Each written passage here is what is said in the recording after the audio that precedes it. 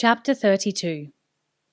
In the small cabin she shared with Alice, Evelyn was hunched over a map drawn on a sheet of linen paper, chewing distractedly on one of the fine brushes that the Nihon-Ja used as pens. It was late. The single lantern on the table left dark shadows in the corners of the room, and was really inadequate to allow her to read the finer details of the map. She had contemplated lighting another lantern, but Alice was curled up on her mattress against one wall, and Evelyn didn't want to disturb her. The two girls had spent more time in each other's company since arriving at Rankoshi. They were the only two females in their group, and now that they were surrounded by an even wider group of warriors and timber workers, they tended to be thrown together. There were women in the Kikori settlement, of course, but they treated the two foreigners with awed respect, and the language differences, along with the heavy regional accent of the Kikori, made it difficult to become close to them. It couldn't be said that Alice and Evelyn had become good friends, but they were both making an effort to get along with each other, aside from the occasional moment of friction. Had they been close friends, Evelyn probably would have lit another lantern. But because they tended to tiptoe around each other, she didn't want to give Alice any cause for complaint. She rubbed her eyes and leaned closer to the map. She wished she had a normal height table and a comfortable chair. These low Nihon-Ja tables and benches were hard on the knees and the back. She heard a rustle of bedclothes as Alice turned over. "What are you doing?" the tall girl said. Her voice was thick with sleep. "Sorry," Evelyn said instantly. "I didn't mean to wake you." "You didn't wake me," Alice replied. "The light did." Then, realizing that Evelyn might take this as a sign that she was annoyed, she added quickly, "That was a joke." "Oh, well, sorry anyway," Evelyn told her. "Go back to sleep." But Alice was sitting up. She shivered in the chill mountain night and hastily draped a Kikori sheepskin coat around her shoulders. Then, disdaining to rise, she moved on all fours across the room to sit beside Evelyn. "Light another lantern," she said. "We'll go blind trying to read that in the dark." Evelyn hesitated, but Alice gestured impatiently for her to do as she suggested. "You might as well," she said. "I'll never get back to sleep wondering what you're doing." Evelyn nodded and lit a second lantern, pulling it close to the first so that the light was doubled. Alice moved a little closer and studied the map with her. "Where did this come from?" she asked. She could see it was a chart of Rankoshi and the country to the north. "Shigeru and I drew it up, with advice from Toru and some of the other Kikori. Of course, the general lie of the land here was no secret. The only unknown factor was the exact location of Rankoshi." She tapped a finger on the section of the map that showed the valley and its steep surrounding walls. Alice nodded thoughtfully. Then she pointed to a broad, featureless expanse directly to the north of the valley. "What's this?" She read the name lettered on it. "Mitsu Umi Bakudai?" "It's a huge lake, and round here on the far side is the province where the Hasanu live." "I've heard people mention them several times. Who are the Hasanu?" There was a teapot on the table, and Evelyn reached for it to pour herself a cup of green tea. "Like some? It's still quite hot." Alice shook her head. "I'm fine." "The Hasanu are a wild mountain tribe that live in this remote area on the other side of the lake. Some people think they're monsters. There are apparently a lot of legends about weird mountain creatures, trolls, and demons and such. But Shigeru thinks that's superstition. He believes the Hasanu are human. They're simple folk. They're said to be much taller than the average Nihon-Ja and covered in long reddish body hair." "How attractive," Alice commented. Evelyn allowed herself a brief smile. "Yes, but they are apparently amazingly loyal to their lord, a senshi noble called Nimatsu, and he's loyal to Shigeru. And they're quite formidable warriors," she added meaningfully. So if Shigeru could recruit them, He might have a reasonable force to engage Arasaka, Alice said. Like all of the Araluens, she was aware of the shortcomings of the Kikori as warriors. Are there many of them? Thousands, Evelyn told her. That's the beauty of it. There are plenty of clans loyal to Shigeru who would oppose Arasaka, but they're all small in numbers and they're not organized. Arasaka's supported by his own clan, the Shimonseki, and the other, the Yumaki clan. Numerically, they're the two largest clans in the country, so he has a strong, coordinated power base. But if we could call on the Hasanu for help, we'd have Arasaka badly outnumbered, which might encourage the other clans to stand up for Shigeru. Only problem is... She paused, and Alice finished for her. The Hasanu are on the far side of this huge lake.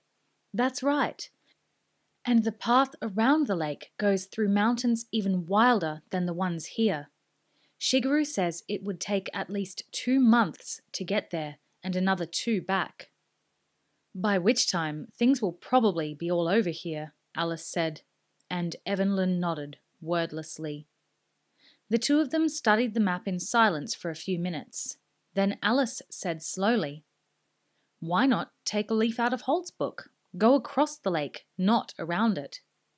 She was referring to Holt's tactic of sailing north along the coast from Iwanai and cutting out weeks of hard travel over the mountains. But now Evelyn pointed out the obvious fault in her plan. "We could do that if we had a ship," she said. But Alice shook her head, her excitement mounting as the idea grew. "We don't need a ship. We need a kayak." "A what?" Evelyn asked. The word was unfamiliar to her. Alice took the brush from her and began sketching quickly on the margin of the map, laying out a rough design of a long, narrow boat. "A kayak. It's a small, light boat, with a timber frame and an oiled linen or canvas covering. The Scandians use them for fishing. I've actually got one back at Redmont. I use it on the river and lakes there. It's great exercise," she added. Evelyn studied the rough drawing critically. "Could you build one?" she asked. "No," Alice told her, and Evelyn's spirits sank, only to rise again when Alice continued, "But I'll bet the Kikori could, if I showed them the rough idea." She pulled the map around so she could see it more clearly and traced a path across the lake with her forefinger. "We could do it in easy stages," she said. "There are plenty of islands where we could camp at night." "We?" Evelyn asked, and Alice looked up to meet her gaze. "Well, of course we.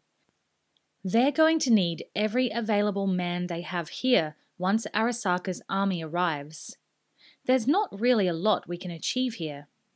She saw Evelyn was about to protest and went on quickly. "Oh, I'm sure you could knock a few of them over with that sling of yours. But if we did this, we'd be doing something much more valuable. Come on," she said, after a brief pause. "In the back of your mind, you always intended to do this, didn't you?" "I suppose so," Evelyn said. "Then let's do it together. I'll come with you. You might need an interpreter, and I can handle a kayak. Plus, we won't need an escort if we do it this way. We'll be perfectly safe on the lake, and that means we won't leave Holt and the others short-handed." Evelyn thought for a few seconds, then squared her shoulders, reaching a decision. "Why not?" Then she thought further. "I wonder what Holt will say when we put it to him." Alice shrugged. "Well, it's such a logical idea. He can hardly say no, can he?" "No," said Holt. "No, no, no. And, just in case you missed it the first time, no." "Why not?" Evelyn said, her voice rising in pitch to indicate her anger. "It's a perfectly logical solution."